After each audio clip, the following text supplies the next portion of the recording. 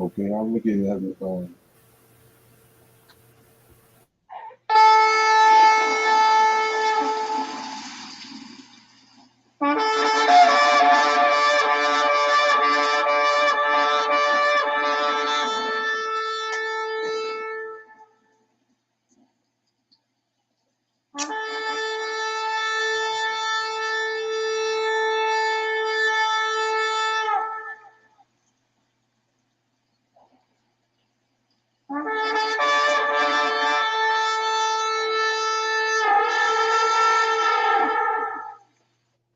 Hebrews. This is Prophets of Awakening. This is our evening Sabbath class, the 5th of March, 2022. I'll be dealing with Abraham, Terah, and the idols. So with that, I'm going to say, ask everybody to like, share, and subscribe to the Prophets of Awakening channel. Hit the notification button, please. This is a non-Messianic channel. We deal with the Tanakh and the Torah. Tanakh is the Old Testament, the so-called Book of Remembrance, and the Torah is the first 5 books of the Old Testament that was given to Moses on Mount Sinai by our Lord and our Redeemer, Lord of Hosts. Shalom and welcome everyone to Prophets of Awakening channel, and welcome to our evening Sabbath class. We'll close the Sabbath out. We're going to do our moment of silence, evening Sabbath prayer, Psalms, the current events, and then it's a little need to know information. Okay. Oh Lord, we come before thee at the closing of your Sabbath, thanking you for your mercy and your good power, and your great power. We appreciate you, O Lord, for your patience and your guidance in these last days. O Lord, we thank you for your awakening of us to this great understanding of your word. We come before thee, that you keep, direct, and guide us through the upcoming week. O Lord, for there are trials and tribulations and pestilence and mayhem at every turn. O Lord, we see your mighty hand in the world's affairs and how you have constructed your people's deliverance. We trust and rely upon thee. For this cause, we honor and respect you greatly. Turn not thy face from us, but allow thy face to shine upon us in our searching of you, to find you, O Lord, and to dwell with you. Peace be unto you forever and ever. Okay. Read the Psalms.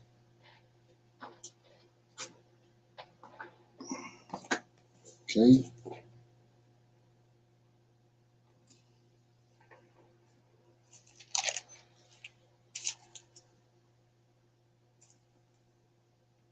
Okay, I'm going to read Psalm 93. It says, the Lord is clothed with majesty.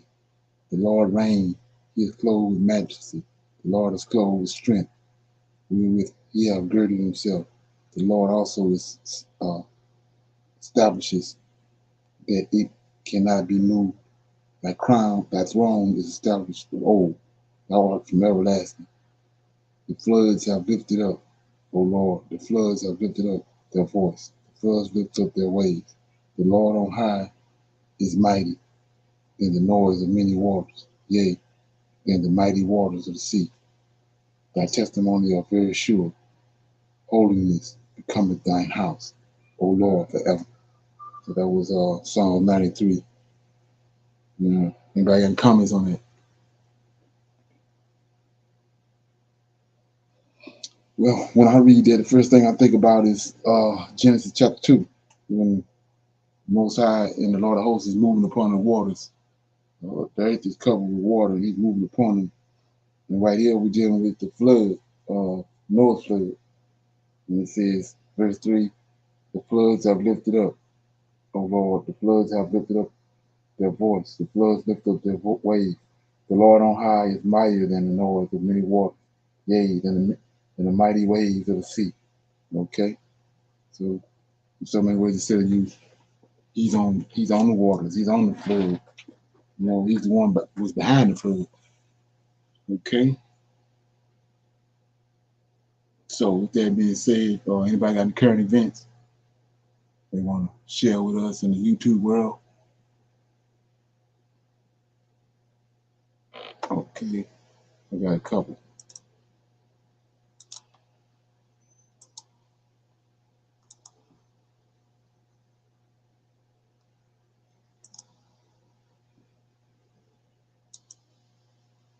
Okay.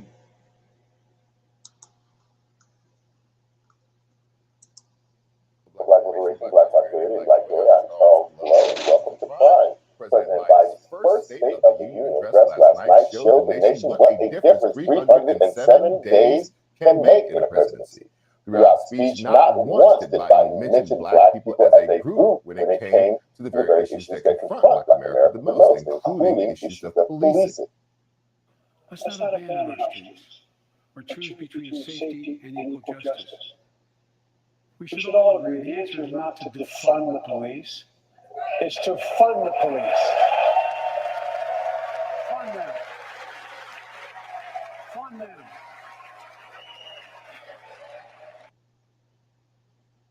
Even when he called for Congress to beef up funding for HBCUs, he used the acronym and didn't specify students who stand to gain from the support.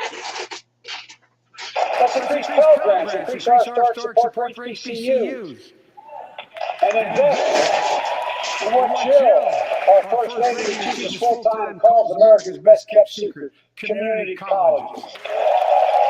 Nor did Biden state the reason his nominee for the Supreme Court would be a historic first for the country.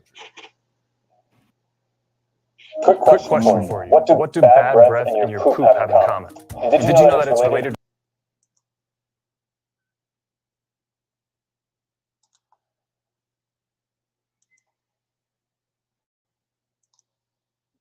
As I did 4 days ago, I've nominated a Circuit Court of Appeals, Ketanji Brown Jackson, one of our nation's top legal minds, who continue in Justice Breyer's legacy of excellence.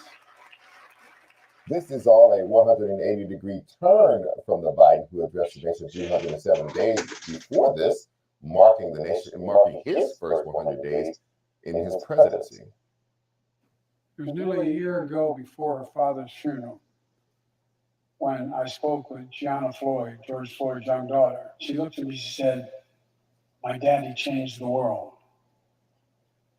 Well, after the conviction of George Floyd's murderer, we can see how right she was if we have the courage to act as a Congress. We've all seen the need of injustice on the neck of Black Americans. Joining me now to discuss is Dr. Cornel West, philosopher, author, and activist. Cornel, I've been studying these two speeches, the 100-day speech before a joint session of Congress, which is very similar to the State of the Union because they're in the very same chamber, and last night's State of the Union address. It is a stark difference. In that 100-day speech, he mentions multiple times this idea of identifying white supremacy and getting rid of it. Talks about the white supremacist threat to the country. He talks about equality and specifically names Black people, along with other groups of people. He specifically goes out of his way to talk about the George Floyd Act in very compelling ways, which is not always characteristics of the president's speeches. What changed in the last 300 days?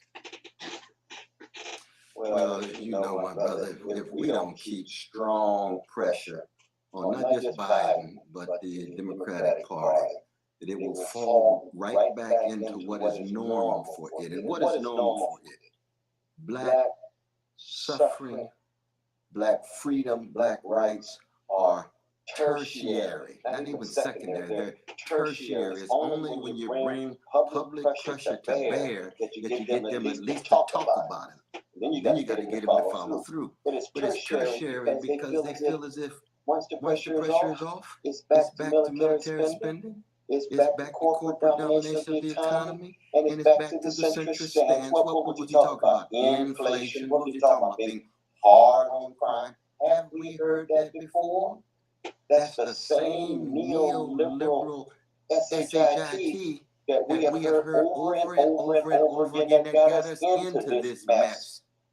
And so it's just so sad that we have to see this over and over again. We will see Brother Biden talk strongly about democracy in Ukraine. Now we've got to be in solidarity with our precious Ukrainian brothers and sisters, both in their suffering and their resistance. We've got to be in solidarity and resistance for the Russians who are protesting the war. because we know Putin's a gangster. We know that. We know that. But the point is, Biden himself is first and foremost a neoliberal politician whose priority is militarism abroad, centrism at home, and when he gets to it, some symbolic gesture having to do with race. Now we've got a black woman headed for the Supreme Court. We will never hear Biden say anything substantive about race, let alone white supremacy, as long as he's in office. I mean, that's just the way he rolls. It's a sad truth, but I think we have to acknowledge that. I wrote a column for tomorrow's New York Times. It's on that site right now. You can take a look at it if you'd like. It's called An Open Letter to President Biden from Dispirited Black Voter. In that, Cornell, I draw the parallels to the early 1990s. People look at the criticism, which I will say is mild of President Biden, because if you stack up a President Biden against a Donald Trump, Biden wins 10 times out of 10. But that still doesn't mean that you don't try to better your friends by making sure that you correct them when they are wrong. And what was happening in the early 1990s was the same thing that's kind of happening now. People say, well, it's not a problem because he has the most diverse cabinet in history. Well, Bill Clinton had the same record. He had, at that time, the most diverse cabinet in history. And he also turned to a tough on crime, tough on welfare agenda, which were the two things that the public at large associated with Black people. So it was a way of giving us symbolic gestures, as you just said, to make people feel that you love the Black community, while at the same time pressing down and damaging the Black community. This turn that Biden is taking is reminiscent of that, and we cannot forget that it was Biden who actually wrote that 1994 crime bill and was still being praised for it. When Barack Obama introduced Biden as his vice president candidate, that was one of the things he praised him for writing that 1994 crime bill. Are we back in a groundhog-like deja vu-like moment where this cycle is just going to repeat itself? I think that I can't wait to read your column, brother, because you know I don't miss your columns. Indeed, New York Times. I think we are in some way back to the 1990s. You got to keep in mind that President Biden not only was responsible and the architect for the new Jim Crow, not just the mass incarceration regime, but he was also very, very critical under Bush for the invasion and the occupation of the Iraqis. Now that was a criminal war of aggression. Now, Putin's war, criminal war of aggression. Different circumstances, Putin gangster to the core, we know that. But how many innocent Iraqis died? 500,000. So that's a lot of people. Each life is precious. I'm a Christian about human life, you see. So that we shouldn't be surprised if we have a feeling of deja vu. And the deja vu is not just the fact that the wars then take on a life of their own, but the war profiteers, the armed manufacturers who get anything they want, as much money as they can get. Sometimes they get more than they asked for. The last time the military budget was passed by both parties, just a few months ago. Asked for $748 billion, and got $768 billion. So that when it comes to the priority, not just for working people, priority of Black people, we're an afterthought, brother. We just have to be honest about that. And we're not an afterthought when we organize, mobilize, and bring pressure to bear. But if we don't organize, mobilize, and bring pressure to bear, then we in all kind of Black places and high places to accommodate themselves to an unjust status quo that will make them look like the success that they have is a measure of progress rather than the plighted predicament of poor and working people, poor and working Black people who, we should also know, end up sending their children to the army to fight these wars as opposed to the upper classes. So we're in a very grim and dim situation. But Black people have been there before. We're going to come back. We're going to bounce back. Oh. Okay. Any comments? Okay. got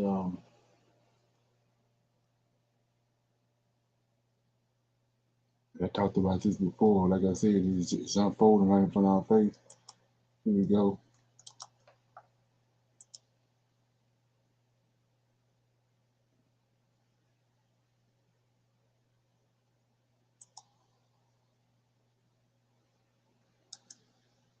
Okay.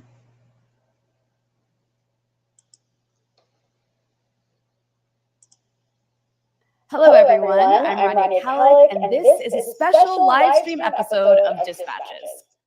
As you know, Russia invaded Ukraine, and the Western response has been to escalate, and escalate some more, while ignoring the NATO role in provoking this war.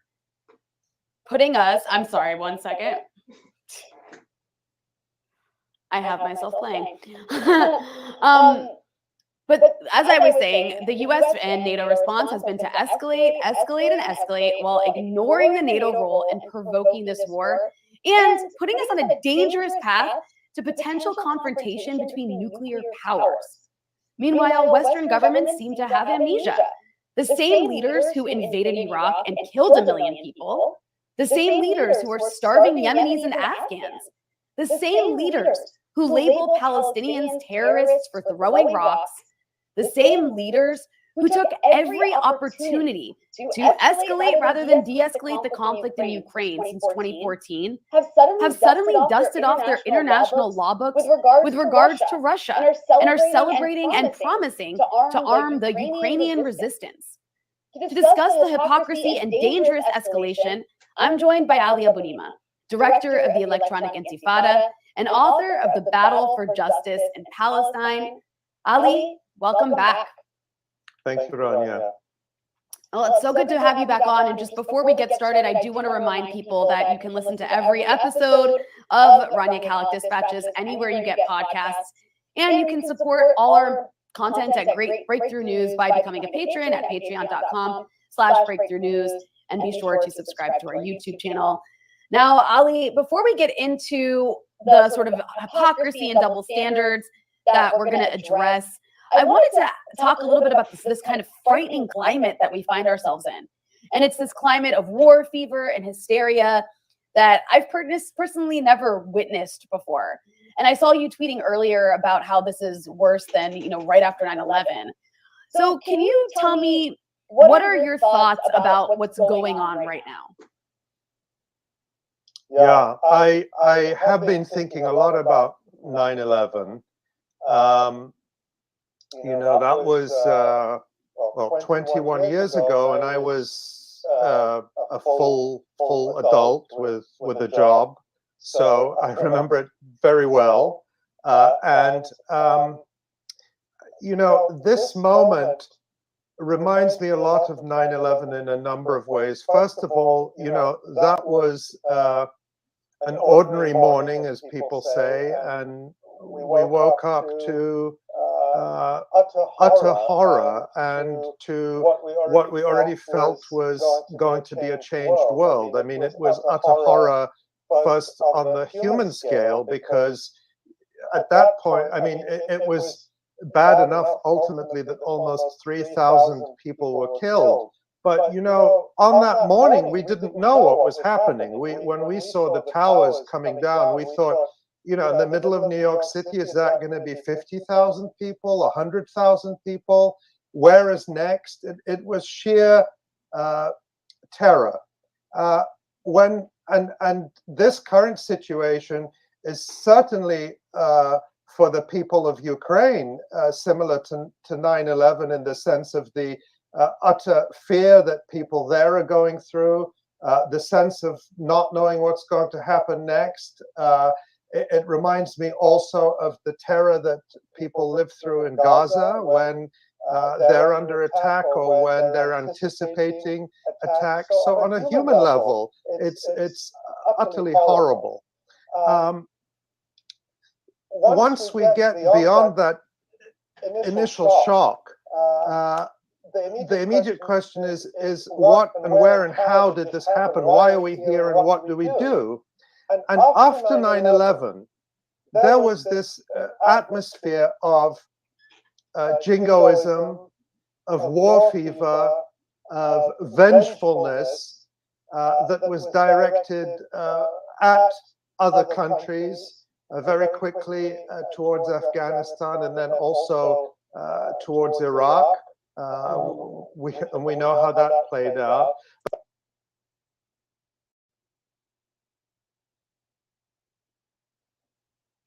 Bandera, the Nazi collaborator who helped exterminate huge numbers of Jews and Poles in Western Poland during World War II. These are their moderate rebels in Ukraine, actual Nazis. And now, when you hear the British government and the Danish government and others telling their citizens, and this propaganda is being encouraged in the Western media, telling their citizens, you can go fight in Ukraine. Who do you think is going to go and fight in Ukraine? Do you think it's going to be just like the ordinary? Yeah, I've already seen some propagandistic news reports of like, this one guy who's just an ordinary guy from the UK who's going to go over to Ukraine, has no military experience. Maybe there'll be a few people like that, but I'll tell you who will go to Ukraine. It's going to be the far right, the neo-Nazis, the white supremacists who are already attracted to Ukraine by the Azov battalion. And they're going to go there. And then the blowback is just so predictable. You're going to have these battle-hardened neo-Nazis go back to Germany and France and Denmark and Norway and wherever they are, and unleash hell on Muslims, on people from Africa, on anyone that they consider not to be a true European. And this is all unfolding before our eyes, and people, including many people on the left, are all cheering it on. And no, it's really horrifying, because I don't think that, since Trump got elected, we consistently heard that the biggest threat in the world is the rise of the global far right. We have seen that American people in the far right have actually gone to Ukraine and trained already with the Azov battalion that was getting weapons from the United States, because at the end of the day, when it comes to a war, the most fanatical people will fight it. The most ideological people will fight it. Sometimes that can be a good ideology if they're like leftist, but that's not how it's been the last several decades. Well, what about resistance? People in Palestine fight. Yeah. I want to get into that too. I want to get into some of the double standards. I do have this Hillary Clinton clip, but it's actually quite long. I'll play a little bit of it just so people know that we weren't lying about it. But here it is real quick. But remember, the Russians invaded Afghanistan back in 1980. And although no country went in, they certainly had a lot of countries supplying arms and advice, and even some advisors to those who were recruited to fight Russia. It didn't end well for the Russians. There were other unintended consequences, as we know, but the fact is that a very motivated and then funded and armed insurgency basically drove the Russians out of Afghanistan. Obviously, the similarities are not ones that you should bank on, because the terrain, the development in urban areas, et cetera, is so different. But I think that is the model that people are now looking toward. And if there can be sufficient armaments that get in, and they should be able to get in along some of the borders between other nations and Ukraine. And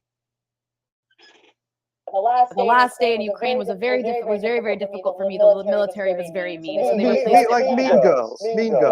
Yeah. So that was just an astonishing example of outright censorship. They're not claiming that the earlier tweet was inaccurate, because I checked the video, and the earlier tweet was verbatim accurate.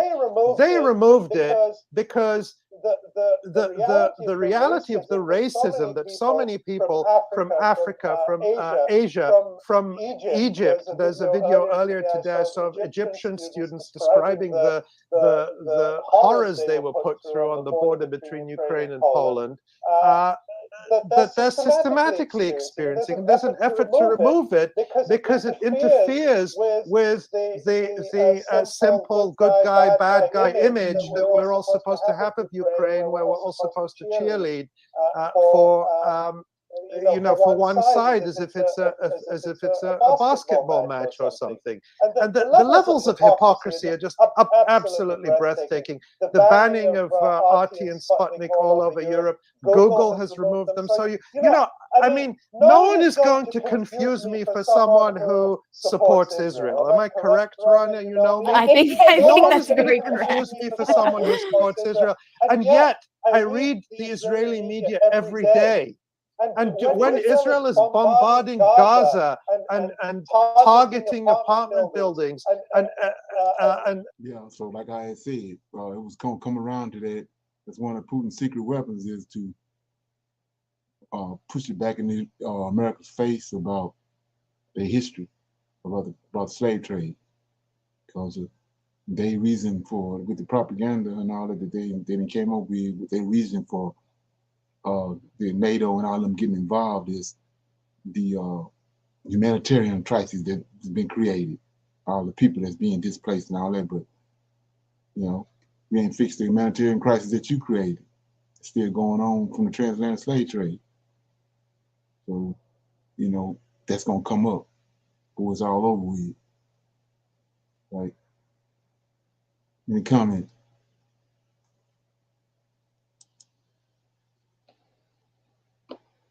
Okay.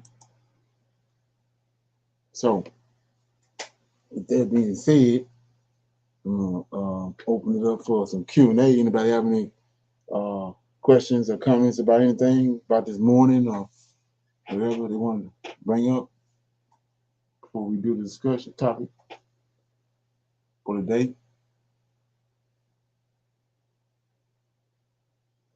Okay.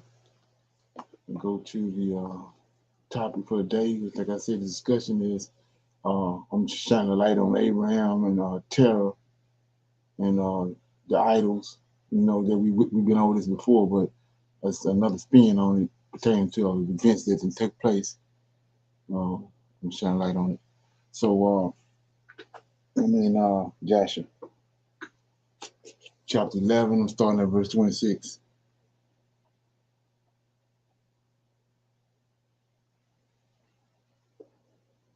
Okay, he says,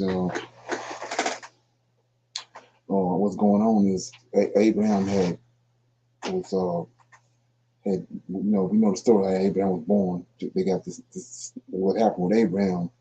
They took it and put it on JC when he was born. And so we'll see that in a minute. So anyway, Abraham went and lived with Shem and Noah and Eve, and when he came back, he found his father Terah dealing with idols. And he abhorred that. So he went and destroyed the idols. And then I'm going to pick it up when he had a conversation with his father about the idols. So I'm in Joshua chapter 11, verse 26. Abraham saw on the day when he was sitting among them, these idols, that they had no voice, no hearing, no motion, and not one of them could stretch forth his hand to eat. And Abraham mocked them and said, surely the savory meat that I prepared has not pleased them, and perhaps it was too little for them, and for that reason they would not eat.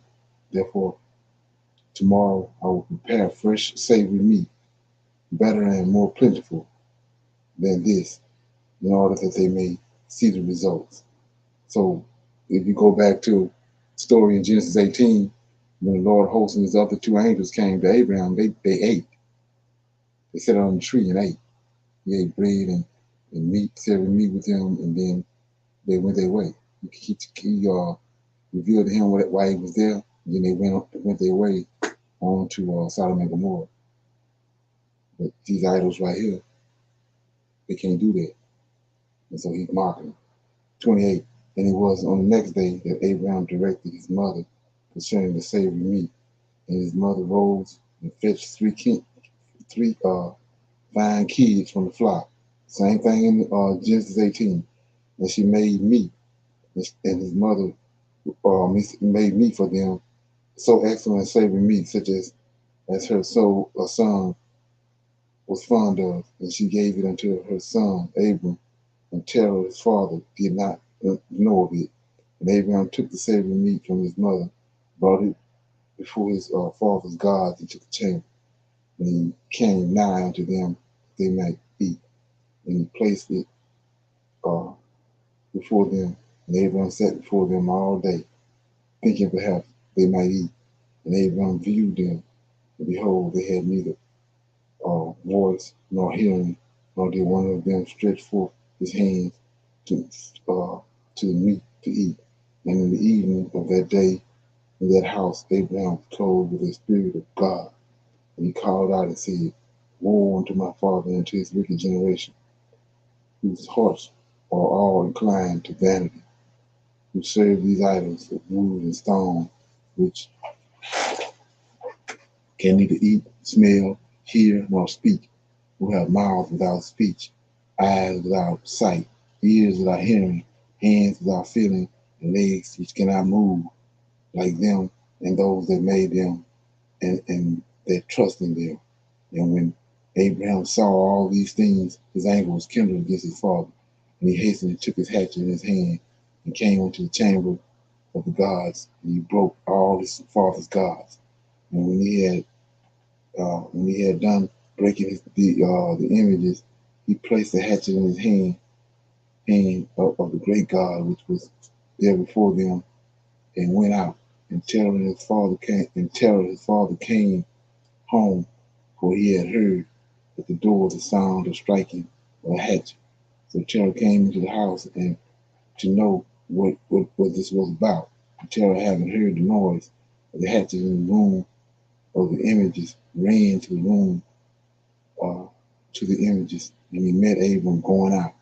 And Terah entered the room and found all the idols fallen down and broken, and the hatchet in the hand of the largest, which was not broken, and the savory meat which Abram the son had made was still before them. So I'm gonna interject right here, So when you go back to the Syrian king came into Jerusalem, and his Lord host stood up on top of the Rabbi stood up on top of came to the wall of Jerusalem and told them, he said, well, where your God at? If you had a God, and why he didn't defend you? Why are we here? Why are we doing what we're doing? He said that all the other people, the countries that he had destroyed, he had turned over their gods. So we see right here what he done. He did what Abraham did. These people had they developed these gods. They got all this from Babylon and from Nimrod and they would take them and put them in a chamber. They had a chamber, a certain place they put them. So they assuming just like they're doing today, 90-something% of the world believing that when they came to Jerusalem in the temple, they thinking that they got a God. Their God is like their God. He's in the temple, but he's an idol. And they can go into the chamber, which is in Israel, he had a Holy of Holies. And they figure they can go in there and tie it up and break the God and turn it over and break it. And that's gonna, they're gonna be through with their God. And that's what he said. But it's going over people's head because they're not understanding what's going on. But that's what he was talking about. He said all other gods and all other countries that we came into, well, their gods been turned over. We didn't embarrass them. And not understanding that God is in Israel, ain't no idol. And you can't do what you can't do to him what he did to all these other idols. And so that's what Abraham found out when he went to Shem and Eber. They introduced him and showed him that God is in over the Israelites. He ain't like these gods, these other gods. And when Abraham got to know that information and found out and had encounters with him, it put a zeal inside him. And that's what caused him to do this right here. So, 35, and Terah, having heard the noise of the hatchet in the room of the images, ran to the room of the images, and he met Abraham going out. And Terah entered the room and found all the idols fallen down and broken, and the hatchet in the hand of the largest, which was not broken, and savory meat, which Abraham his son had made, was still before them. And when Terah saw this, his anger was greatly kindled, and he hastened and went from the room to Abraham. And he found Abraham his son still sitting in his house. And he said to him, "What is this work thou hast done to my gods?" And Abraham answered Terah in his heart, Terah his father, and he said, "Not so, my lord, for I brought savory meat before them, and when I came nigh to them with the meat that they might eat, they all at once stretched out their hands to eat before the great one had put forth his hands to eat. And the large one saw their works that they did before him, and his anger was violently kindled against them. And he went and took the hatchet that was in the house, and came to them, and broke them all. And behold, the hatchet is yet in his hands, as thou seest. And Terah's anger was kindled against Abraham when he spake this. And Terah said unto Abraham his son in anger, "What is this tale that thou hast told? Thou speakest lies to me." So let's check this out, because this happens every day in these discussions with Yahweh, JC, and okay. So it says, "Is there in these God's spirit, soul, or power to do all that thou hast told? Are they not wood and stone? And have I not myself made them? And can thou speak such lies, saying that the Lord God that was with them smote them? Is it thou that didst place the hatchet in his hand, and then said, He smote them all?" And Abraham answered his father and said to him, "And how can thou then serve these idols, in whom there is no power to do anything? Can those idols in which thou trustest deliver thee?" This is the same thing the Most High posed to the Israelites. Can they hear thy prayers when thou callest upon them? Can they deliver thee from the hands of thine enemies? Or will they fight thy battles for thee against thine enemies, that thou shouldst serve wood and stone, which can neither speak nor hear? And now surely it is not good for thee, for the sons of men that are connected with thee, to do these things. Are you so silly, so foolish, or so short of understanding, that you will serve wood and stone, and do after this manner, and forget the Lord God, who made heaven and earth, and who created you in the earth, and thereby bring a great evil upon your souls in this matter, by serving stone and wood? Did not our fathers in days of old sin in this matter? And the Lord God of the universe brought the waters of the flood upon them and destroyed the whole earth. And how can you continue to do this and serve gods of wood and stone, who cannot hear or speak or deliver you from oppression, thereby bring down the anger of God of the universe upon you? Now therefore, my father, refrain from this, and bring not evil upon thy soul and the soul of thy household. And Abraham hastened and sprang from before his father, and took the hatchet from his father's large idol, with which Abraham broke it, and ran out. And Terah, seeing all that Abraham had done, hastened to go from his house. And he went to the king, and came before Nimrod, and stood before him, and bowed down to the king. And the king said, "What dost thou want?" Okay, so see, all Abraham did was convey the knowledge of Shem and Noah and Eber that gave him, which is the knowledge of the Most High. He just gave that to his father, Terah. Terah ain't here. He left out and went straight to Nimrod. Same thing they do now. You divulge the information to them, righteous information, and it just roll off like water on a duck back. Okay? And nothing doing the son. Now therefore my father, 49, and Abraham, let's say 50. And Terah, seeing that all that Abraham had done, hastened to go from his house. And he went to the king, and came before Nimrod, and stood before him, and bowed down to the king. And the king said, "What is this? What doest thou want?" And he said, "I beseech my lord to hear me Now 50 years back, a child was born to me, and thus he done to my gods, and thus has he spoken. And now therefore, my Lord and King, send for him that he may come before thee and judge him according to the law, that we may be delivered from his evil.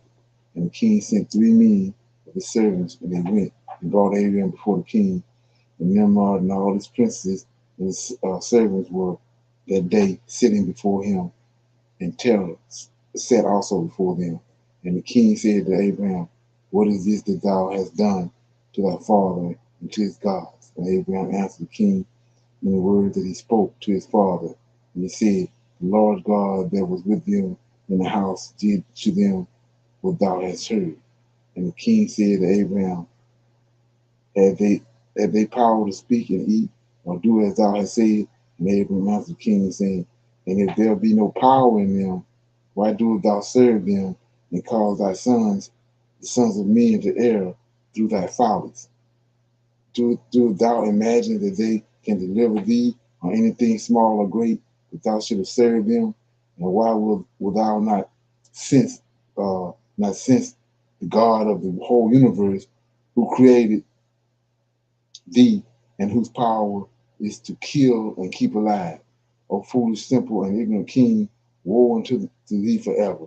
I thought thou wouldst teach thy servants the upright way, but thou hast not done this, but hast filled the whole earth with thy sins and the sins of the people who have followed thy ways. Doest thou not know, or hast thou not heard, that this evil which thou doest, our ancestors sinned therein in days of old, and the eternal God brought the waters of the flood upon them and destroyed them all, and also destroyed the whole earth on their account? And wilt thou and thy people rise up now and do like unto this work, in order to bring down the anger of the Lord God of the universe, and to bring evil upon thee and the whole earth? Now therefore put away this evil deed which thou doest, and serve the God of the universe, as thy soul is in his hands, and then it shall be well with thee. And if thy wicked heart will not hearken to my words, to cause thee to forsake thy evil ways, and to serve the eternal God, then wilt thou die in shame in the latter days, thou, thy people, and all who connected with thee, hearing thy words or walking in thy evil ways. And when Abraham had ceased speaking before the king and the princes, Abraham lifted up his hands to heaven, and he said, the Lord seeth all wicked, and he will judge them. Okay, and when the king heard the words of Abraham, he ordered him to be put into a prison, and Abraham was 10 days in prison. And at the end of those days, the king ordered that all the king, princes, and governors of different provinces and sages should come before him, and they sat before him, and Abraham was still in the house of confinement.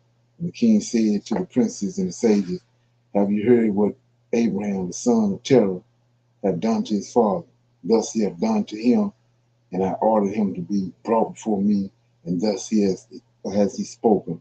His heart did not misgive him, neither did he stir in my presence. And behold, now he is confined in prison. And therefore decide what judgment is due to this man, to revive the king, who spoke and did all the things that you heard. And they all answered the king, saying, the man who reviled the king should be hanged upon a tree. Here you go. See that? So the same thing happened with JC. They answered the king, saying, the man who reviled the king should be hanged upon a tree. But having done all these things that he said, and having despised our gods, we must therefore be burned to death. For this is the law in this manner. If it please the king to do this, let him order his servants to kindle a fire both night and day in thy brick furnace, and then we will cast this man into it. And the king did so, and he commanded his servants that they should prepare the fire for 3 days and 3 nights in the king's furnace, that is at Kashidim. And the king ordered them to take Abraham from the prison and bring him out to be burned. And all the king's servants, princes, lord, it should be ringing a bell. Nobody knows that all this happened to Abraham. long before Daniel, right? And he was made, the suggestion was made to hang him on a tree long before they hung JC on a tree, supposedly, right? It says, and all the king's servants, princes, lords, governors, and judges, and all inhabitants of the land, about 900,000 men, stood opposite of the furnace to see Abraham. And all the women and little ones crowded upon the roofs and the towers to see what was doing with Abraham. And they all stood together at a distance. And there was not a man left that did not come on that day to behold the scene. Sound like a lynching to me. Say 9, and when Abraham was come, the conjurers of the king and the sages saw Abraham, and they cried out to the king, saying, O sovereign Lord, surely this is the man whom we would know to have been a child, at whose birth the great star swallowed the 4 stars, which he declared to the king now 50 years since. And behold, now his father has also transgressed thy commandments, and mocked thee by bringing thee another child, which thou didst kill. And when the king heard these words, he was exceedingly wroth, and he ordered terror to be brought before him. And the king said, As thou heard what the conjurers have spoken, now tell me truly, how did thou, and if thou shalt speak truth, thou shalt be acquitted. And seeing the king's answer was so much kindled, terror said to the king, My lord and king, thou hast heard the truth, and what the sages have spoken is right. And the king said, How couldst thou do this thing, to transgress my orders, and to give me a child that thou didst not begot, and take the value for him? And terror answered the king, Because my tender feelings was excited for my son at that time, and I took a son of my handmaiden and brought him unto the king. And the king said, Who advised thee to do this? Tell me, do not hide aught from me, and then thou shalt not die. Right? And Terah was greatly terrified in the king's presence, and he said to the king, It was Haran, my eldest son, who advised me to do this. And Haran was in those days that Abraham was born 32 years old. But Haran did not advise his father to anything, for Terah said this to the king in order to deliver his soul from the king, for he feared greatly. And the king said to Terah, Haran, thy son, who advised thee to this, shall die through the fire with Abraham, for the sentence of death is upon him, having rebelled against the king's desire in doing this thing. And Haran at that time felt inclined to follow the ways of Abraham, but he kept it within himself. And Haran said in his heart, Behold, now the king hath seized Abraham on account of these things which Abraham did, and it shall come to pass that if Abraham prevail over the king, I will follow him. But if the king prevail, I will go after the king. And when Terah had spoken this to the king concerning Haran his son, the king ordered Haran to be seized with Abraham. And they brought them both, Abraham and Haran his brother, cast them into the fire, and all the inhabitants of the land and the king, servants and princes and all the women and little ones were there, standing that day over them. And the king's servants took Abraham and his brother, and they stripped them of all their clothes except in their lower garments which were upon them, and they bound their hands and feet with linen cords, and the servants of the king lifted them up and cast them both in the furnace. And the Lord loved Abraham, and he had compassion over him. And the Lord came down and delivered Abraham from the fire, and he was not burned, but all the cords which they had bound him with were burned, while Abraham remained and walked about in the fire. And Haran died when they had cast him into the fire, and he was burned to ashes, for his heart was not perfect with the Lord. And those men who cast him into the fire, the flames of the fire spread over them, and they were burned. And the 12 men of them died. So you wanna read all the rest of that. It's that's like I said, they don't tell you this story right here in Sunday school. So it's chapter 12 of Jasher. So my point is this right here. Terah had already made up in his mind whichever one of them, whether it's Nimrod or Lord of Hosts, deliver him, he's gonna side with whichever one delivered him. And that wasn't the right decision. That's what caused him to get killed. So that's where we at right now as Israelites. We straddling the fence. It's two gods. And we straddling the fence. We're giving the idol the opportunity. When he can't do nothing, and you already know he can't do nothing, and he haven't done nothing since we've been over here 400 years, and but you're giving them an option. So when the time comes that the Lord, the host, return, you know what your objective is gonna be, and what your end gonna be. It ain't gonna be good. And so the other thing is that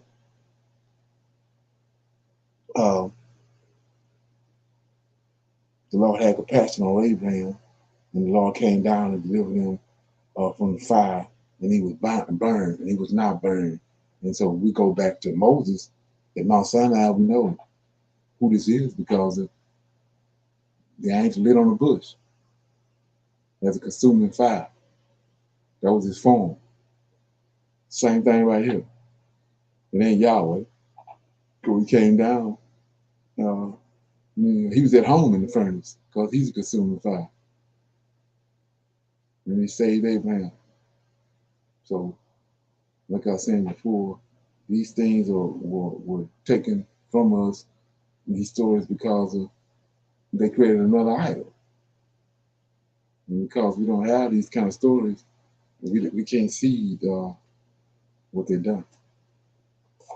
So with that being said, I want to open up for some comments if anybody wanted to comment on that, and then we'll close out for the evening Sabbath class.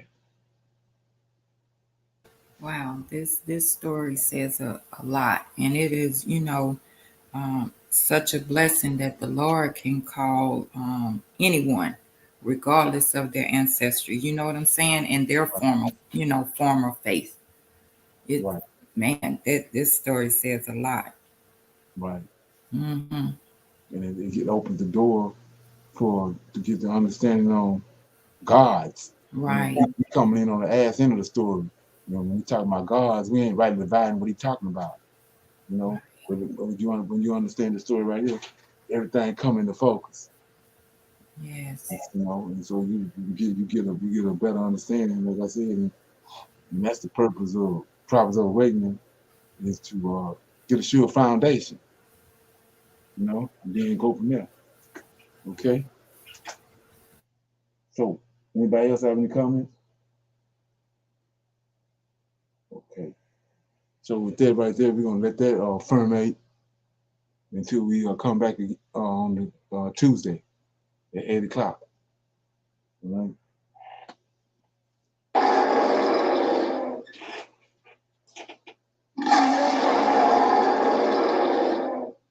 So with that being said, I was gonna say shalom. We had another good week, and I'll see everybody on Tuesday, and we'll pick back up where we left off at. Shalom. Shalom. Okay. Shalom, everyone.